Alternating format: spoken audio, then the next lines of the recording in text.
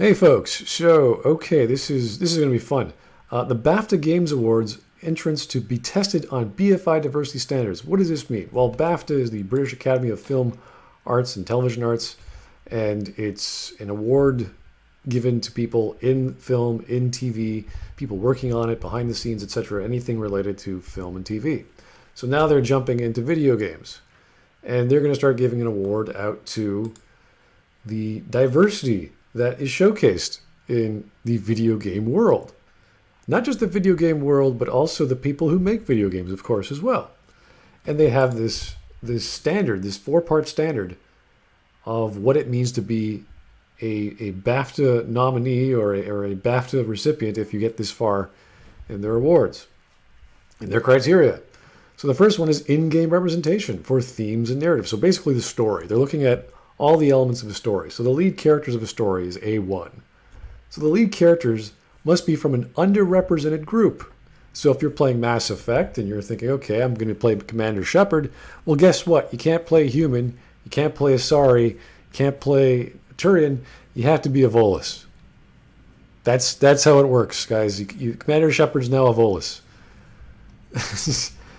Because he's from an underrepresented group, and they're the most underrepresented, aside from maybe the Elcor. So Elcor or Volus, you get to choose, guys. Elcor, Volus, Commander Shepard, fantastic. So for non-narrative games, where the cast is an ensemble, so a bunch of cast, I don't know what a non-narrative game represents. It could just be a pay-to-win one, or I don't know, somewhere you get to choose your player character, where it's not so much a focus on the main character, but nonetheless, it is a lead character of a non-narrative game. I don't know what that is. The total roster of playable characters meets one or more of the targets below. So a 50-50 gender balance. Now, what the hell does that mean when you have a lead character? Usually when there's a lead character, there is one lead character, but now there has multiple lead characters. That means an antagonist and a protagonist. So therefore, if you're going to have a story which is non-narrative focus, I don't know what that means, the male has to be a good guy or bad guy, which means the other character has to be female. I don't know how that works. It's just your protagonist is automatically the opposite gender of your antagonist. Okay, great. I don't know why. 20% belonging to an underrepresented ethnic group. 20%. So 1/5 or one of the five people, if you have five lead characters, who the hell has five lead characters in your story of a non-narrative games? Okay. So one of these have to be from an underrepresented ethnic group. Okay, so if it's not 50-50 gender balance, one of those five people have to be like Black, Hispanic, Asian, or maybe if you're in the future where everyone's Asian, maybe it's the white. Maybe the white is the underrepresented ethnic group. I don't know. If you're a bunch of aliens, what difference does that make? How would you know what's the proper representation in a science fiction or space opera universe? Who the hell knows? 10% has to be LGBTQ. Okay, so after we figured this all out, of this lead characters, at least one of 10. So now you have 10 main characters, 10 lead characters. How big is this non-narrative story? One of them has to say, hey, I'm lesbian, bi, gay, trans, whatever. I guess... I guess it's okay if the Asari in Mass Effect, because they're technically monogendered, but if they're the majority of the races or the species, then that wouldn't be underrepresentation. They would be the majority. So I guess that wouldn't fit the bill. Then therefore, heterosexual would be a minority, right? But it would have to be 10% of those 10 main characters. So 7%, oh, this is great. Let's choose a prime number. So 7 out of 100, out of your 100 lead characters are somehow deaf and disabled. 7% are D/deaf. What the hell is D/deaf? I don't know what that means. And disabled. So not only are they deaf, they have to be disabled, like some sort of a Helen Keller alien. So 7... In my species, 7% of us are deaf and disabled. Like, what? What does that mean? Is everyone in a magical flying wheelchair? and they can't hear anything? Do they have to communicate with a keyboard? Like what's going on? And this is just fantastic. Significant amount of characters featuring regional diversity. Regional diversity in goddamn space. Where you have a multicultural mix of people or species, and you got to show a significant amount of those are from different regions of the frickin' galaxy. Thank you, BAFTA. That really clarifies things in my space opera I'm going to write.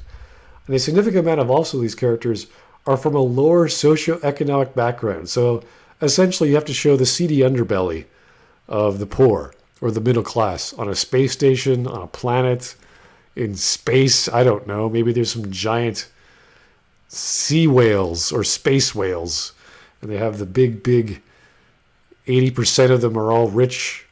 They're like orbiting planets, and there's like the poor, which have like a moon, and they orbit the moons of a planet because they're poor or something. And you should explain where there are characters that are not frequently portrayed on screen, or how the game is offering non-stereotypical representation. So here we have stereotypes of Asari or Volus, or pick any alien species, and you say, you know what, this Asari is not your typical Asari. This Volus is not part of a clan. They're part of a research group, and all the man just wants to learn science. He doesn't want to actually make money. I don't know. I just pick up your alien representation of space elves. One of them is not very space elvish. It's kind of space Klingonish, space warlike in the elvish, the space elf community. So that's for lead characters. Then we have just other characters. So we're 100 or so lead characters, 10% or 100 or so lead characters. 7 of them are D-deaf and disabled. So other characters, pretty much the same thing. So NPCs. In addition, 4 narrative games. Oh, they're making additions. 4 actual games with narrative. You should indicate these characters' roles in the story. Oh, okay. So the secondary characters, the tertiary characters, you have to what are those people in the background doing? Oh, those are bakers. You don't want to talk to them. Meh.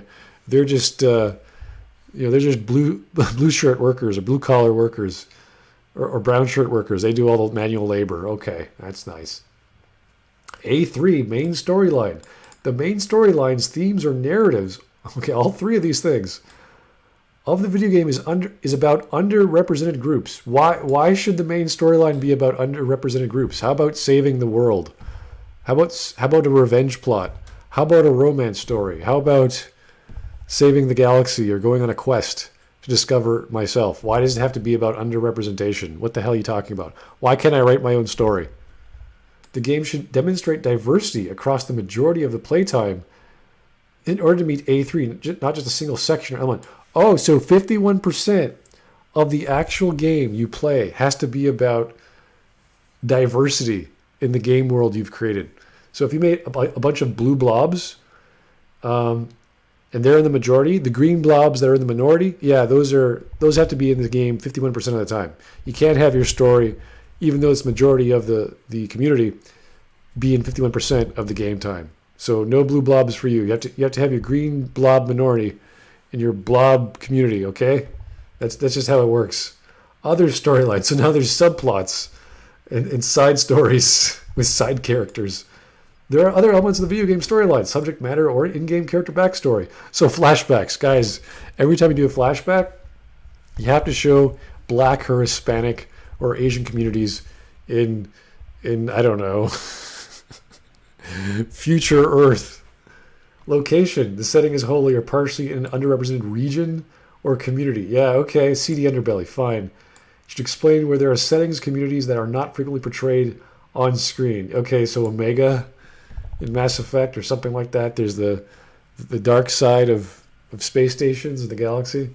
Casting decisions, casting choices for voice artists that address underrepresented or challenged tropes and stereotypes. So now we have to have diversity hires for your aliens. So if you're going to have aliens like Asari or pick any other Star Wars random alien, you're going to have Hispanic people playing non-Hispanic characters. So alien characters. You have to hire diverse people from every walk of life, even though they may not be the best suited for your alien species. Like if Javik was no longer Jamaican, you had to hire some Mexican or some Asian dudes, and you have to hear their accents. You have to have Mexican Javiks running around in Mass Effect. Same with NPCs or crowds of NPCs. Oh my god, all this voice acting. There's standard B now, creative leadership and development team. So now your development team and the people you hire has to have exactly the same crap. So 50-50 gender balance. You have to hire based on diversity. A bunch of nonsense. Hey, are you a female? No? Oh, well, we're hiring males right now. I'm sorry. Or sorry, we are hiring males. Unless you're trans, then it's fantastic. If you're trans, we'd love to have you because that's just perfect. Other key roles: engineer, audio, writer, designer, musician, producer, programmer, business, events, HR, QA, same crap, different department. Okay. Development team, supporting roles. I guess the coffee guy, the secretary has to be LGBTQ and all this other crap. Workplace practices is included but is not limited to equality and discrimination policies, HR and mediation channels, adoption of Yuki's Raise the Game pledge. I have no idea what that means. So it's basically culture or corporate culture in your organization. They may have standard C, industry access and opportunities. So training opportunities, paid employment opportunities. This is kind of standard regardless of what industry you're in. This would be basic stuff. So a role, you get hired for a role that constitutes career progression. So you want to keep working at a company. You're going to become a junior to intermediate to senior. Career progression, again, for team members and underrepresented groups. But you're still doing diversity hires. You just want to make sure that the diversity hires are getting hired into positions that have longevity. Same with mentoring programs, same idea. That's not a big deal. But the main focus is diversity hires. Then we have standard D, player-based development. So now we're talking about the actual players who are going to be buying your product and the kind of support you're going to be having for them. Now, this is kind of interesting because this is standard nowadays, and this is in all software development. So accessibility is a big one. We saw that with The Last of Us Part 2. This is very important for political or government-owned websites. That's a pretty big standard for the past 15, 20 years. I see a lot of those in my job. So whether it's for a website on your desktop or on your pad or on your phone, you have to have all the necessary requirements for people of certain age groups, whether they're deaf or blind. Those are pretty much standard nowadays. For games, that would translate to porting from different platforms, as well as people have problems seeing, as well as the visual and audio impaired. How that works, I don't know, because we're talking about interactive media. So differences in GUI, color schemes, size of font, that's a very big thing. Underserved players don't know how you have a certain target player base, because when you make a game, you're actually targeting a certain demographic. You're not saying, hey, this is for people who like Twitch gaming, so you have to be really high reflexes. You're not going to get a guy who's has slow reflexes, so that's already a certain demographic. Same with multiplayer games. You're going to be playing primarily with a bunch of other people, so some people don't like those games. Now this is a weird one.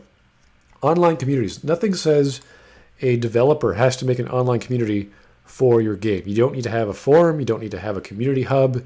You don't need to have a support team. That would be great, though, when people can write tickets to you, say, hey, my game is not working. Nowadays, it's pretty standard to actually have a support team after release to develop the game, fix bugs, re-release, provide updates, DLC packages, that sort of thing. So that's kind of a given, but nothing says you have to do it. And if you make a good game, you don't have to worry about updates anyway. But why not? That's a good practice. So we don't need BAFTA to tell us what's a good market practice. This is already a standard. Partnership utilizing specialist and or expert knowledge. So whether you want to reach out to the community and ask people for future updates, engage in players, how to communicate, so an HR department, that sort of thing. That's not a big deal. It's still about diversity and supporting the community. So it gets better as it goes on. But holy hell, what a crazy control scheme for telling someone who wants to get BAFTA nominated to write a story with lead characters, 100 of which are not, 93 of which are not deaf and disabled. The other 7% or 7 have to be, and it's one of these 5, or one of these 6 rather. And it's just a ridiculous requirement. Why should I be forced to tell a story with lead or secondary characters that are part of a minority? Not to say this is uncommon. Most stories do have these elements of elites versus the have-nots. So that's not a big deal. It's all this other nonsense with the LGBTQ and ethnic groups when you're talking about fantasy, or when you're talking about space or space operas. You have giant worlds of huge civilizations, multiple civilizations across the galaxy. You're already talking about multiculturalism anyway. That's kind of the point of these stories. You want a mix of aliens and species, and realizing, hey, it's not all about human problems. It's a galactic issue you're trying to solve. There's a mystery in the galaxy you're trying to discover. You're going on a quest for discovery.